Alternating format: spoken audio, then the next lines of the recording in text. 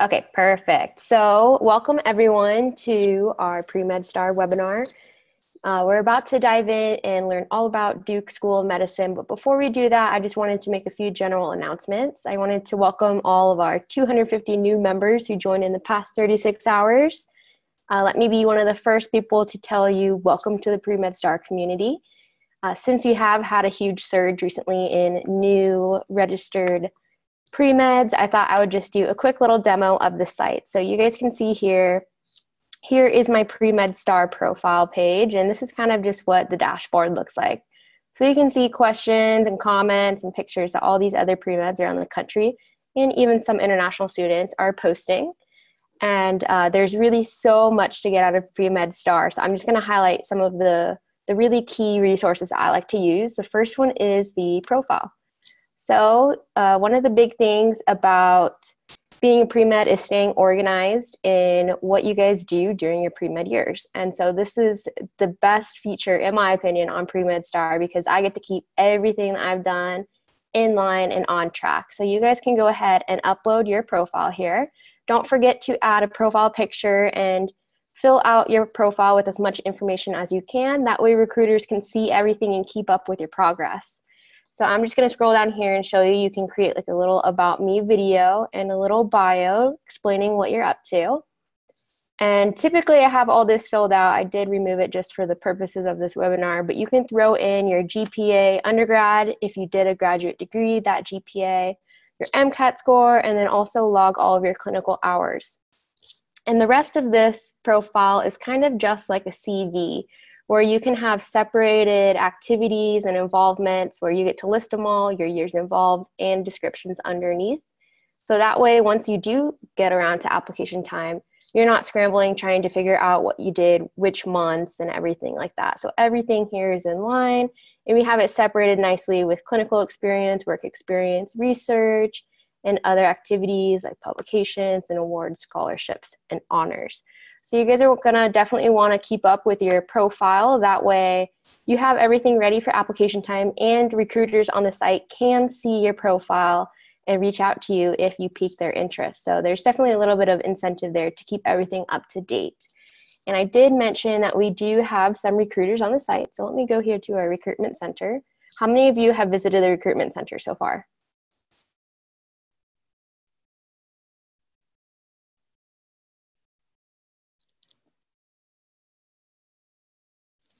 Okay, well, if you go here to schools, you can actually see all of the different schools who have PreMed STAR profile pages.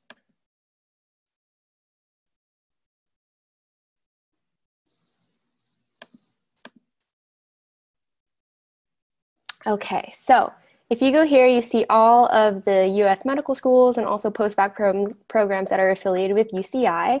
And so what you can do is you actually can go through each of these schools, click on their little profile and learn more about them. So this is an easy way for you to learn more about their school and also for them to be able to come and see your profile, okay? So those are just two of the resources I wanted to highlight there. Make sure you guys check it out and connect with a bunch of other pre-meds on the site. There's tons of great people out there who you can really pick their brains. And awesome, I think you guys can see me now. And one last thing before my next announcement is I just wanted to say congrats to our pre-med of the week, Keenan. You guys can go read about her here on PreMed STAR and go ahead and send her a congratulations message. We like to highlight a new pre-med each week, and it's a great way to get to know each other. And one last thing that I did mention is that you can fill out your profile to be recruited by by schools that are on the site. And this is really important. You want to make sure that your profile is really up to date and as detailed as you need it to be. So one of the things that we like to do each Thursday are these Thursday night chats.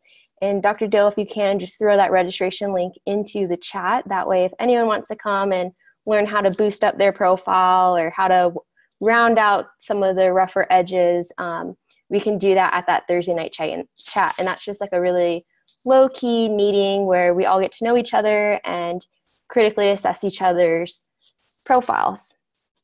And so one last thing I just want to mention is that for those of you who still haven't taken the MCAT and are looking to get a little bit of extra prep, we do have this challenge going on. That's a 24-hour invite challenge.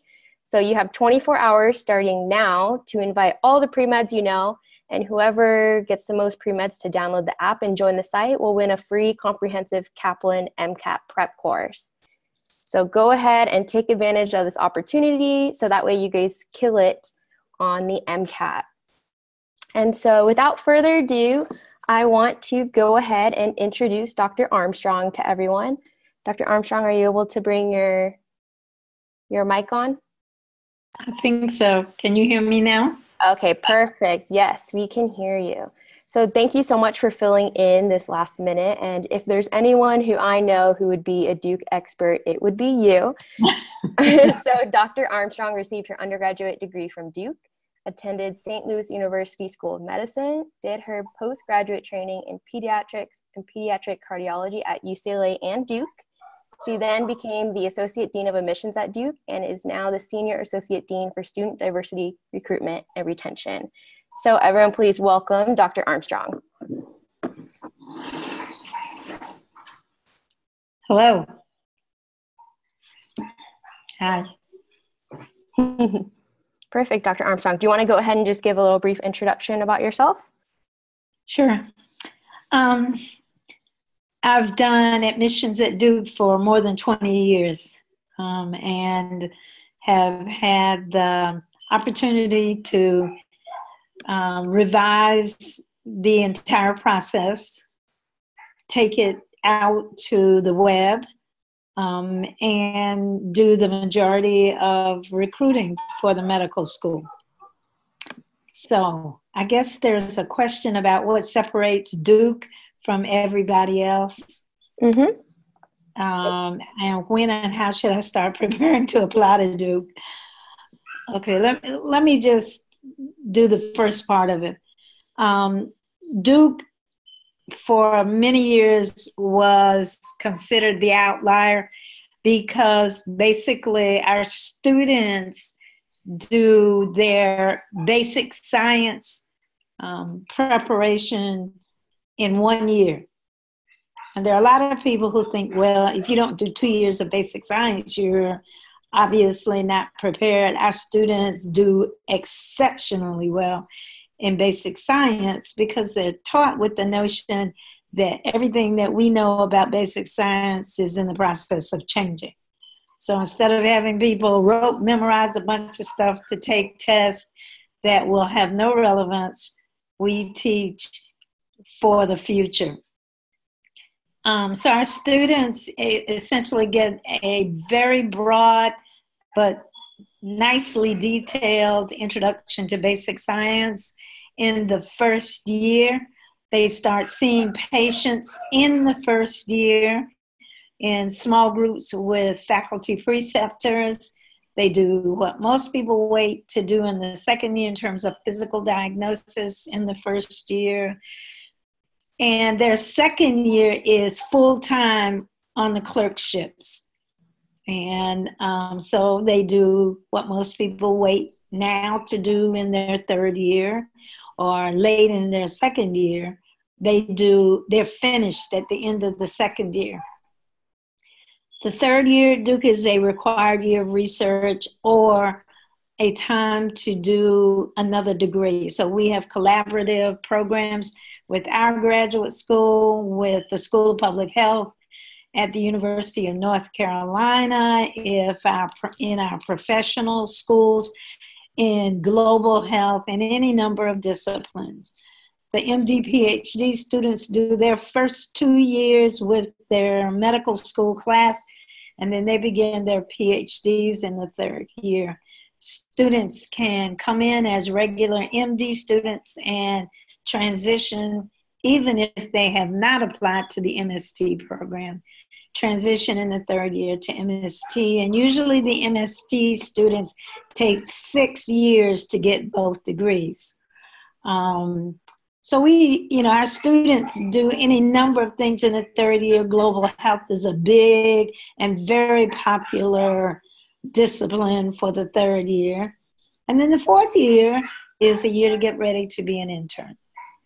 So there were many people who thought we were outliers and crazy for doing it this way. Nobody's calling us that now, and everybody is playing catch up. But this curriculum has been in place for more than 50 years. So we know a lot about preparing students for anything from private practice to research to global health to just being good doctors.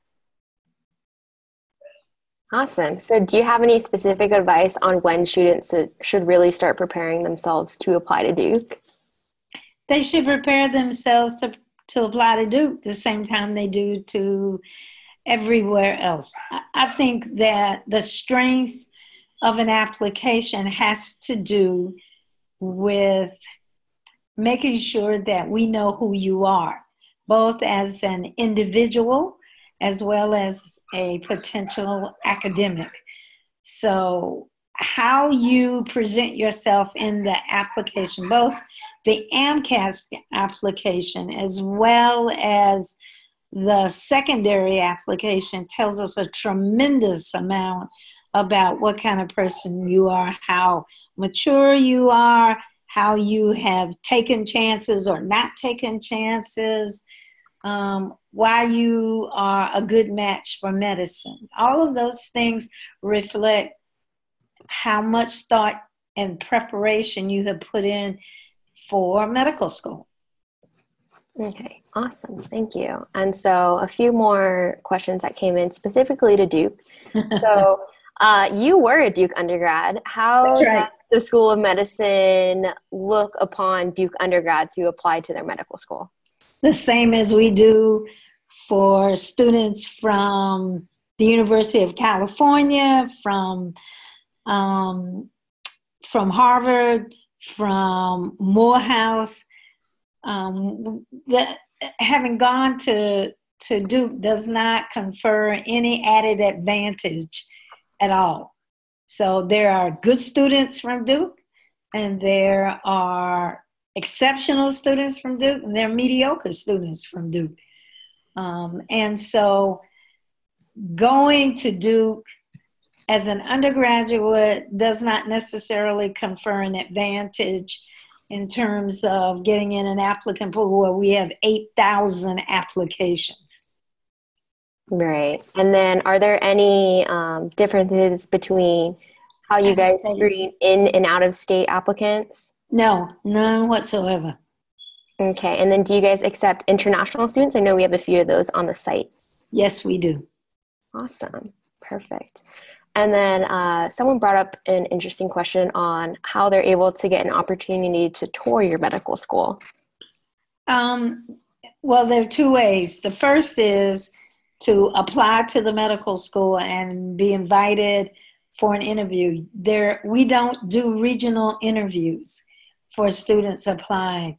So you have to come to the medical school to have interviews, because our interviews are MMI. But there are a number of students, especially the summer before they are applying, who will call the office and want to come and tour the school. And we have any number of our own students who are tour guides and will take people around, show them the facilities, and in the meantime, give them their take as students on why they chose Duke and what the advantages and disadvantages are of coming to the medical school. Okay, perfect. Thanks so much. And you are involved a bit in inclusion for Duke. So what is your guys' diversity and inclusion statement? And how do you guys try and accommodate for first-generation pre-meds or those from public universities? How do we accommodate? Well, anybody who has looked at or knows anything about our secondary application knows that we address the whole issue of what makes a student different. It could be that they're first gen, It could be that they are the child of an alumnus. It could be that they are coming to medicine as a second career. They could be coming from a family where there's a single parent. They could be coming from a mixed family in terms of demographics. And so we encourage our medical school to look like the country. And so we ask questions that give us that information. And to the extent that people want to share that information and give it to us as part of how we evaluate their application, we are excited.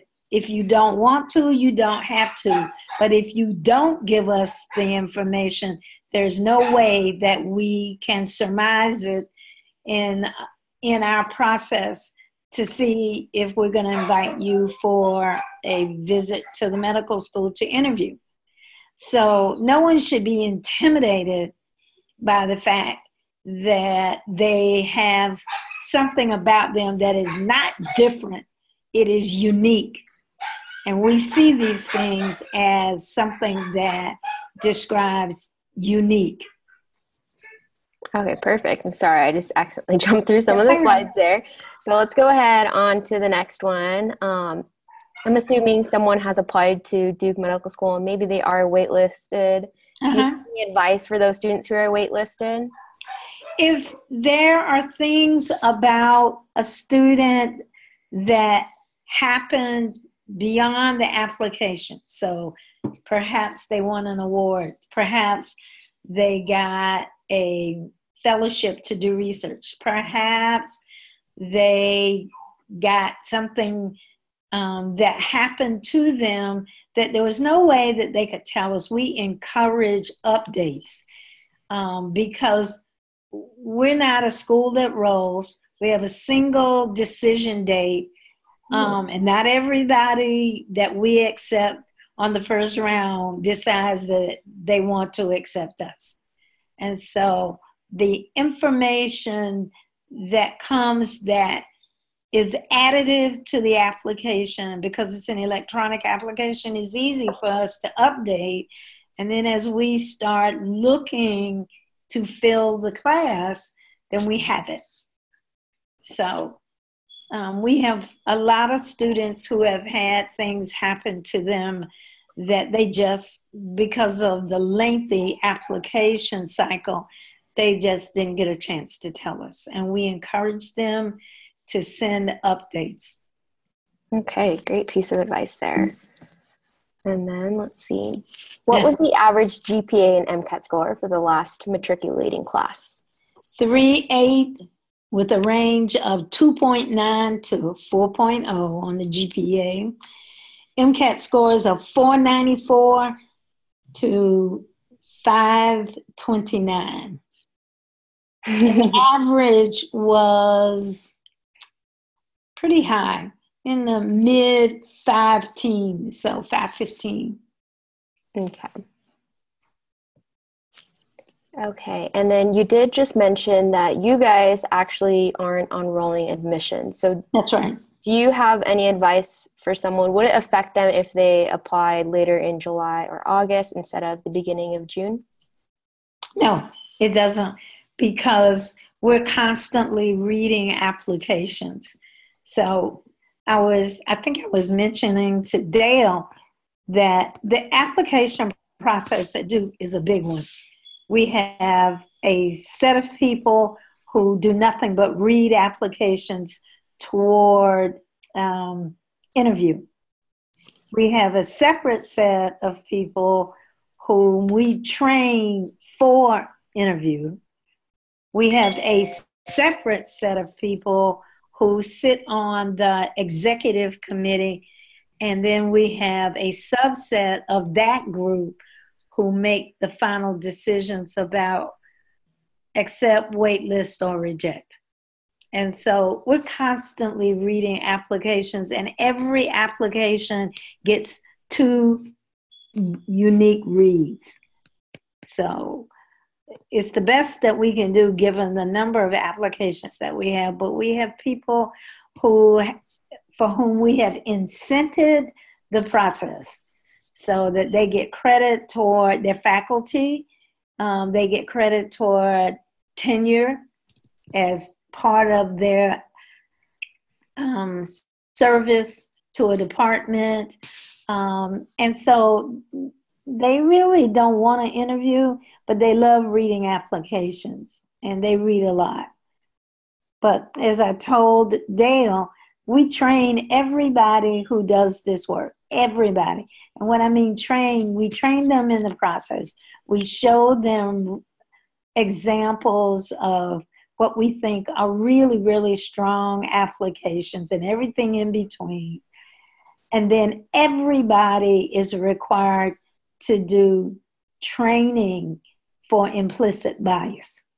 So everybody, if you don't want to do it, you don't get to do admissions at Duke. Okay, great. And then how do you guys look at reapplicants, and do you specifically have any advice to someone who's going in for another round of applications? My first advice is don't submit the same application. So we look at reapplicants as new applicants because we assume that something has changed about the application. And it could be anything. It could have been, I didn't get to put these courses that I took that were tough and difficult. You just didn't see it. And so I get to do that. Or I did some research, and what came out of the research was my name was on the offer line of a publication, or I presented at a scientific meeting, or I went and spent a couple of years working in the Peace Corps. So the thing about a reapplicant is that something has to be different. Just don't, dot some I's and cross some T's and send us the same application. Okay, great advice there. And do you have any advice on what the proper way is to address any type of academic integrity issue on a record? 2 things. Tell us the truth and be detailed. If you don't want to put the detail in the application, you should. But if you just need to tell us something extra, then send us your explanation of an academic integrity issue that involves you, what it was, how it was adjudicated, and what happened in the end. Were you sanctioned? Were you cleared? But don't let us find out that you knew about it and it takes a dean's letter or a letter from a professor whom you didn't think was going to report it, who actually did. Okay. So be honest. It doesn't make your chances any less, especially if there are mitigating circumstances that we weren't privy to. Okay, so really just transparency is key there. Okay. And then we have a question here about letters of recommendation. And yes. A lot of people worry about letters of rec. Do just average or okay recommendations hurt an otherwise great application?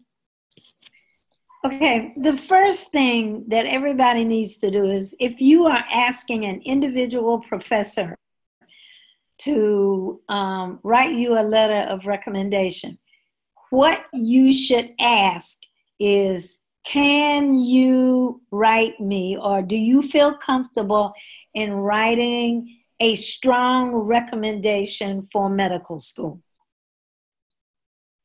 Easy. You might not like what you hear, but at least you know before someone writes you a lukewarm letter and it gets to us. So the first thing to do is to know your recommenders. Now, if you are at a school where there is a composite letter, then two things. You and your pre-med advisor need to know to whom you are asking for that letter of recommendation, and whether there is any reason that a person or persons might not be able to write you a strong letter. But the key word here is, can you write me a strong letter of recommendation? Most faculty are brazenly and harshly honest, which is what you want to know. You don't want to find out from somebody who has decided not to interview you that you got a lukewarm letter from Professor so-and-so. So most students are scared to ask. Better you know it before you apply than to find out because you didn't get invited for an interview. Okay. Do okay recommendations hurt? Oh, I'm sorry. That's why you need to ask, can you write me a strong letter of recommendation? And that's because average letters of recommendation, when there are thousands of people coming in there with superlatives, are not going to do you any favors. Okay, perfect. And then what do you guys look for in secondary applications? I'm smiling because I think we have been accused of having one of the toughest secondary applications in the country. Honesty. We're looking for the sum total of your life experience to date to be able to address questions that do not have a yes or no answer. So if we are asking you to tell us how you dealt with an ethical dilemma, or how you dealt with a situation which doesn't have an obvious answer, then we're looking for how you synthesize the elements of the situation, whether it's a personal situation, a group situation, or a theoretical situation, how you synthesize it, and then how you built on your own value system or your own life experiences, or both, to address what you would do.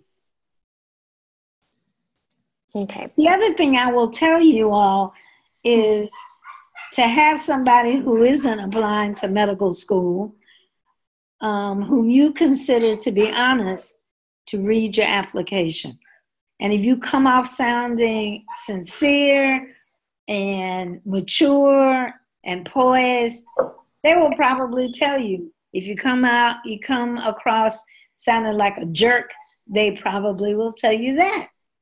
But have someone that you trust read your application, because essentially they're going to be able to tell you whether or not there's something that isn't quite right.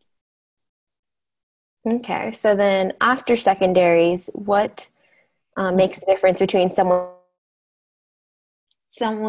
between who receives an interview and those who don't? Mm-hmm. For us, there are actually 3 reads. There are 2 independent readers, and then there's someone on the exec committee who looks at what those 2 people have decided and then reads the application if there's a divergence of opinion. Those people whom we interview are those who are bringing something unique to the table. Their life experience is unique, or they've been faced with a challenge that they have had to call on any number of personal resources to be able to solve. They have had to deal with adversity and have done it without compromising their values. they've helped someone or some people who would be unlikely for them, given whatever their circumstance is, to be helped by the applicant. They've had to overcome obstacles to get to where they are. Those are the main differences, because quite frankly, there are thousands of students who have high GPAs and reasonable MCAT scores. But what separates the competitive applicant is something about their lives outside of the classroom that has made a huge difference.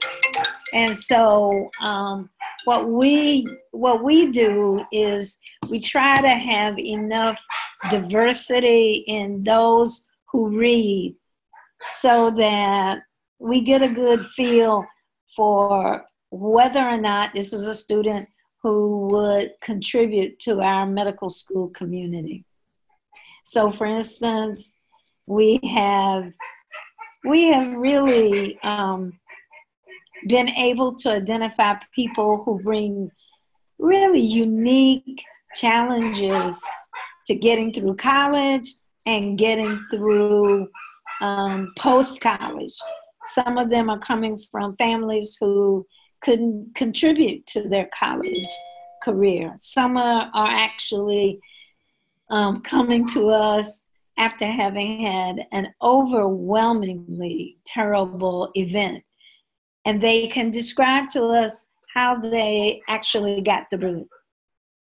And please remember, I think sometimes students forget that we have all kinds of ways to know if they're lying. So if it sounds too good to be true, somebody on our committee will say, we need to look into this a little more. Okay. Okay, so diving in a little bit more specifically, you brought up GPA a little bit. What do you think the best way is for someone to improve their application if they have a little bit of a lower GPA? Well, there's some obvious ways. Postpone applying until you take some courses that are tougher or more advanced and do well. And then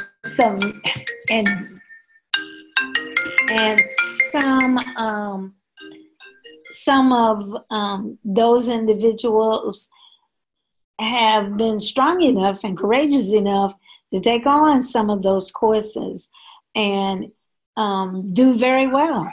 Sometimes it's just timing. Sometimes students haven't done quite as well because they got too much on them.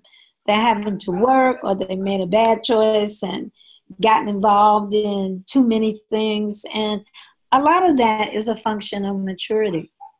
But then what they do is to take some time, get their life in order, take some tougher courses, do well, and reapply.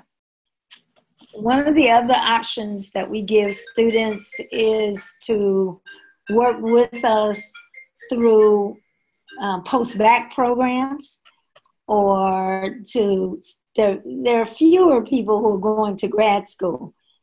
And instead, if things haven't gone really well in those first 4 years, what we have done is to suggest that perhaps a post-bac as a way to improve their situation from an academic standpoint might be a path for them to take. Okay, thank you. And then do you believe that having a lower GPA but scoring higher on the MCAT can kind of compensate for your academic performance? No. Okay. And there was another thing on that, compensated with MCAT and leadership positions. Right. No. Because remember who's on admissions committees. Who are on admissions committees? Faculty. And most of them are faculty who are at some level of teaching. So, it's one of those realities of life. You can compensate by taking advanced courses and doing well to deal with the GPA. But an MCAT score that's really good, but your GPA isn't quite so good, there are going to be some significant questions of why there is that discrepancy. Okay. And then how are pass-fail courses interpreted when looking at transcripts? Well, if it's a fail, it's a fail. Mm-hmm. But a pass doesn't tell us a lot. Okay. So is it frowned upon if someone takes like an elective course pass-fail rather than graded? An elective course, yes, but not organic chemistry or biochemistry or, a biology course. The core courses don't take pass-fail. Okay. Okay. Yeah, great. Great advice there. And then in terms of the MCAT, does Duke have a minimum MCAT cutoff score? No. I mean, most people look at where our averages are. And so they will either call us or email us and tell us the circumstance under which the MCAT score may be very low. What's very low? Because of our curriculum, we don't do a lot of, we truly do not do a lot of minimum stuff. We look at the difficulty of the courses that a student takes, and then what we do is to try to adjust what we think of an MCAT score based on everything that we have in the application itself. So. Okay, perfect. And then verbal reasoning. The place where we tend to see problems with verbal reasoning are in students for whom English is a second language. So, and taking the MCATs, first of all, several times is very expensive. And especially if there is no significant improvement, I don't have any real solutions for that. But I can tell you from painful experience that a lot of times problems with verbal reasoning have to either do with learning disabilities that have not been documented or English as a second language. And if there is a student who has taken the MCAT several times and is still not improving and they're English language based, then one of the things for them to do is to seek someone in pre-health advising and in academic reinforcement to raise the question of a learning disability. A learning disability in many admissions processes then becomes a different way to look at an application for us. It may not be for other schools, but a documented learning disability is, first of all, not something that can be used to discriminate against a student. And so a student who has a problem with verbal reasoning ought, if they've taken the MCATs 2 or 3 times and nothing is changing, ought to ask their advisor whether or not they should be tested for a learning disability, which in many schools is paid for by the school. Okay. And then how do you look at multiple MCAT scores? Do you average them all together, look at them all together, No. or just use the most recent or newest one? Well, first of all, old MCATs are a different version of MCATs. So we never look at do averaging of old MCAT scores with new MCAT scores because there were two different tests. If you've taken the same MCAT, which would have to be the new MCAT, then we look for trends. If they're pretty much the same, they're pretty much the same. And then we look for other things that tell us that a student can master level of difficulty in scientific reasoning and language, and take those into consideration. But, you know, we have people who apply to us who have near MCAT scores that we don't accept.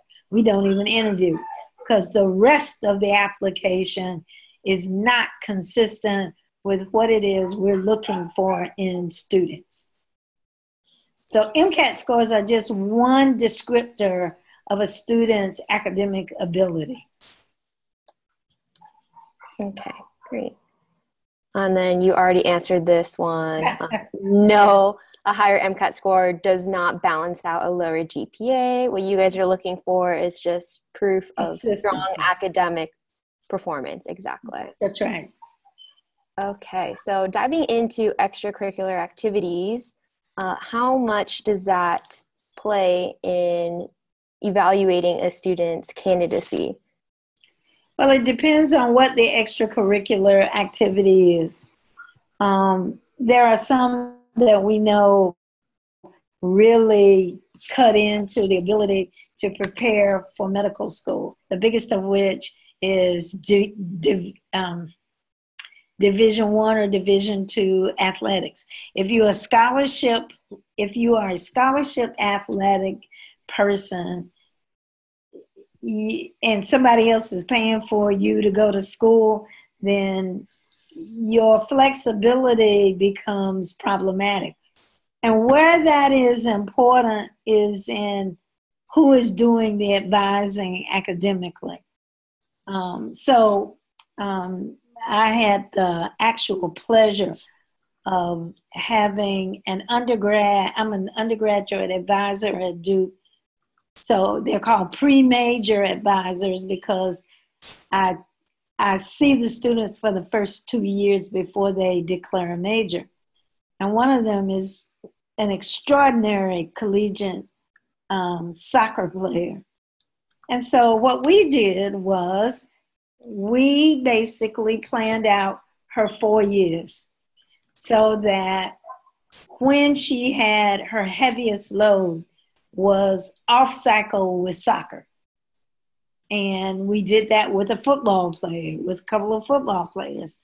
And so the key to managing, especially scholarship players who don't have a lot of choices, is in planning and using academic advisors carefully to help students not get into that situation where they're tired because they're killing them athletically, and then they're taking organic chemistry. That is not a smart thing to do. So it plays a big role, but it plays a big role in making sure that a student has focused academic advising to be able to get both done. Okay, perfect. Thank you so much. And then, will leadership in a politically affiliated club have a negative impact on someone's application? No. Okay, perfect. And then I know a lot of universities really stress the importance of research. What can applicants do to substitute for not having research on their list of activities and still be competitive? Well, most of the time when this situation occurs, a student has an obligation to work, so that it's tough for them to work and then do research unless the work that they do is in a research lab. And so this is where having students tell us everything so that we can then evaluate their the circumstance under which they are trying to do everything in a fair way. So a lot of the students who are in research settings are students who are being paid to work in a lab, and they have to as part of supporting themselves in undergraduate school. And they can work in a lab and still be competitive. Many of the students at Duke who are in that circumstance work in a lab and are studying part of the lab time. So again, I cannot stress how important focused advising with people who know what is necessary to prepare to be a competitive pre-med student or pre-health student. Okay, perfect. And how should a pre-med present their research findings to you guys, or how should they best explain their research experience? Well, in most applications, you get an opportunity to be able to say, this is what I did. It may, depending on school, it may be character limited, but if someone asks you, have you had a research experience? That's when you say, this is what I did. And be honest about your role.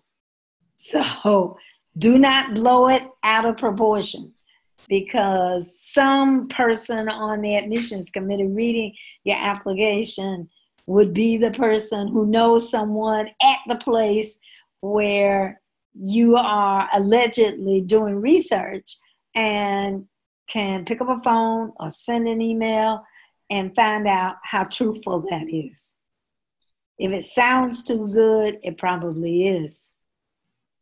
Okay.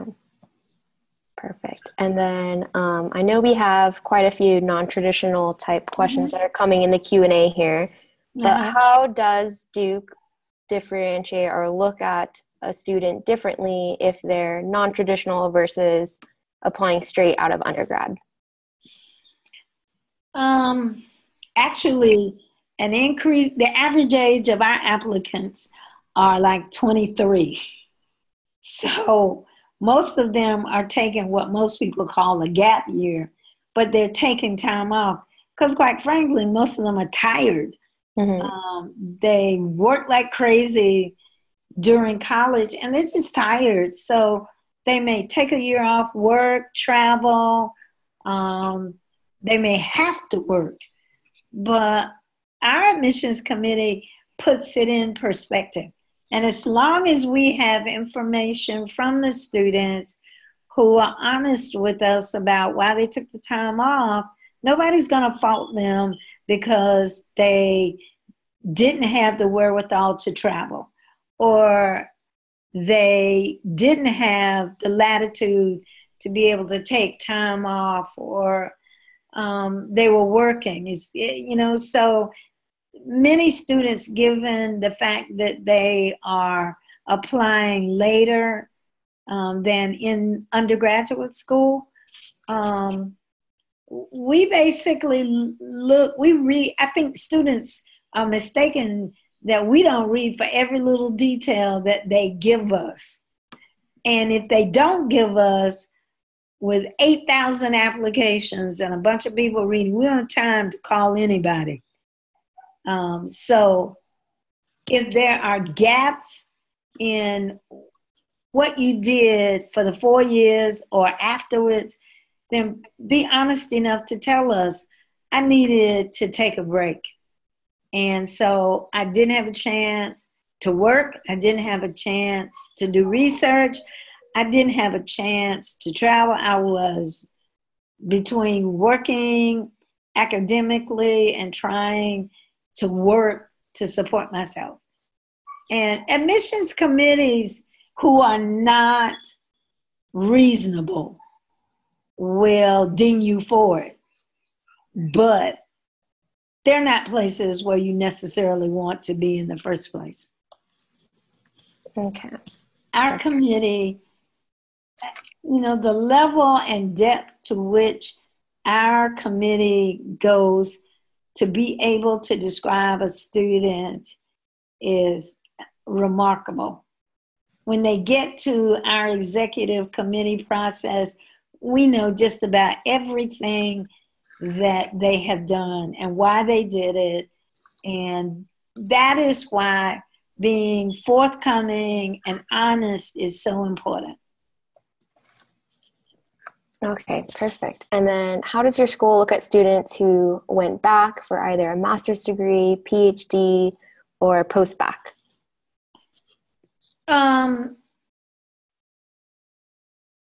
Well, I'll commit, let me do the bottom one. Okay. Usually the post-bac students are the ones who didn't do quite as well as they wanted to in undergraduate school. And we have at Duke a very strong post-bac program. It's called the Masters in Biomedical Science, MBS. And there are a lot of the students who come out of there thinking it's tougher than medical school. And they're probably right, because it's 2 years. And they basically have to make up a lot of ground. So we look, one, at the credibility of the post-bac programs that they're coming from. There are some exceptional ones in the country. And their explanations for what happened in the first 4 years, and then put it together as part of a way to assess how well they have adjusted, how they have changed, how they have matured. And that's a really important piece of evaluating an application. For master's and PhD programs, excuse me, we want to know why someone who already is in a PhD program now wants to go to medical school. So especially for PhDs, we're trying to get a sense of how that is going to be additive or supportive or strengthen the application to medical school. Okay, perfect. And then I know there were some questions that came in the Q&A, Dr. Armstrong, about how you guys weigh graduate GPAs versus undergrad GPAs. Is it mostly the same, where you just want to see that upward trend if students had struggled a little bit in their undergraduate sciences? We look at trends and the strength, especially of a graduate program that a student has gotten into. Okay, perfect. Thank you so much. And then do you have any specific advice for veterans or career-changing applicants? Not really. Anybody who deviates from the traditional path in any way, we want to know the details of why they're now coming back, and what they've learned about themselves, what, if any, circumstance made them not ready, you know, at the end of 4 years. And there are any number of reasons, and there are no value judgments that we make about them unless there's something not quite so straightforward. And a lot of times people make mistakes, you know, in those first 4 years, something happens. I think students would be misled if they thought we just overlook it. We don't. We have too many students who have things that happen and who disclose, and they're eminently honest about what they tell us and why things happen. Things happen. So for veterans or anybody who is entering medicine at a later time, we need to just know what they were thinking. We need to know why now. Why, you know, what is it that has convinced them that they're ready for the kind of commitment, which is 4 years of medical school, 3 to, depending on what you choose to do, 7 years of postgraduate training before you even see the light of day. So, and it's a huge financial and emotional investment. Okay. Holistically. Perfect. And that was actually the last question we had previously submitted. There are a couple of interesting ones that popped in the Q&A if you have a minute, Dr. Armstrong. Sure. Someone's wondering how you guys look at old arrest records if there were no trial or convictions. We talked to the university council. Okay, perfect. And then we just finished speaking about non-traditional applicants. Do you guys have a time period in which coursework expires? It depends, but in general, coursework that is 4 years or older really is invalidated for us. 4 years or older. Okay, perfect. And then one last interesting one I see is, do you guys see a correlation in terms of medical school reputation and chances of getting residency spots? Well, it's tough for me to answer that because the only school that I know is Duke. But we just, our students on Friday matched. And a large part of why they did so well in the match had to do with the fact that they were at a school where research is a requirement, and where the academic productivity of the students is off the chart. And the reason why it's off the chart is that they're able to get those introductory pre-med course, not pre-med, medical school courses done in a year without them being suicidal. And a lot of that is because they're in an environment where we're constantly saying to them that this is just the beginning of continuous learning. And so just because we're teaching you this over a 4-year period doesn't complete your instruction in science. If you're going to be a good doctor, you're going to have to read the literature. You're going to have to decide what's good science from bad science. This is a career-long process. And everybody knows in the country that the curriculum that we undertook decades ago was correct by insisting that people turn over new knowledge and that they understand the value of research and that they understand that they will have to maintain a level of familiarity with new science. And those are the doctors, I have patients all the time who say to me, I'm a pediatric cardiologist, Dr. A, how do you keep up with all this new stuff?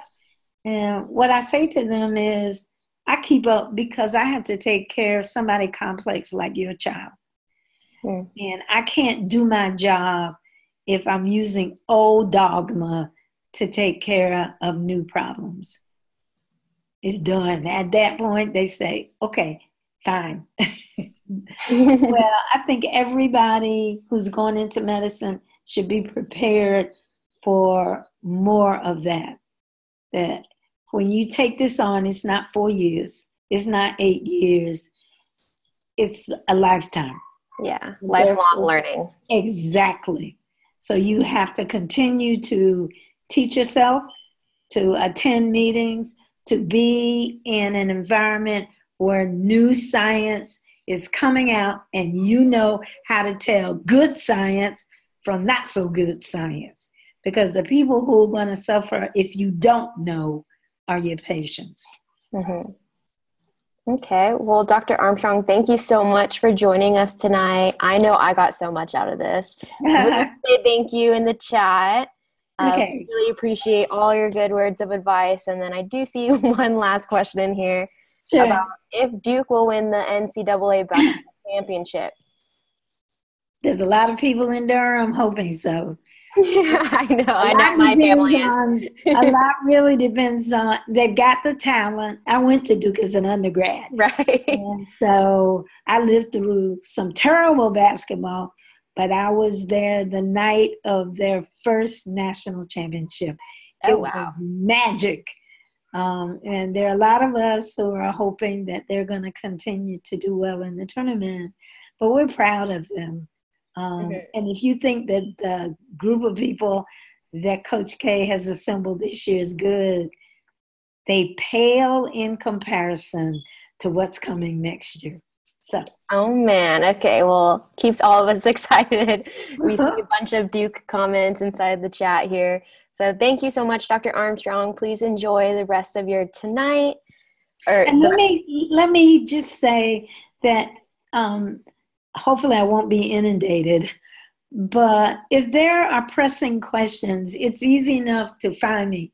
It's brenda.armstrong@duke.edu. And there are plenty of us who are happy to try to answer some of these questions, because this is really not a straightforward process. It's a daunting process, but it is doable, and no one should be frustrated because they think they're getting mixed messages. So, feel free to call our office or send us emails. We're used to it. Okay, thank you so much, Dr. Armstrong. Okay. Please enjoy the rest of your night. And then everyone here, I just have a few last minute announcements. Okay. So I'm going to show my screen real quick again. I just want to remind you guys about this 24-hour invite challenge. It's a good way for you to get connected with a ton of people on the site. By the way, if any of you aren't connected with me, go ahead and send that invite so we can get to know each other a little bit more and help each other out through this process. And real quick before I leave you guys, I just want to announce we will be having an April webinar, this time featuring Dr. Cedric Bright, who is from the University of North Carolina. They actually do have a PreMed STAR profile page, so you guys should go check it out. Go ahead and favorite it if it's one of your interests. Make sure to reach out to the school and come with questions. So check out on PreMed STAR for the next upcoming registration link, and we will see you guys there. So don't forget to invite your friends to join PreMed STAR, and see you guys on the site.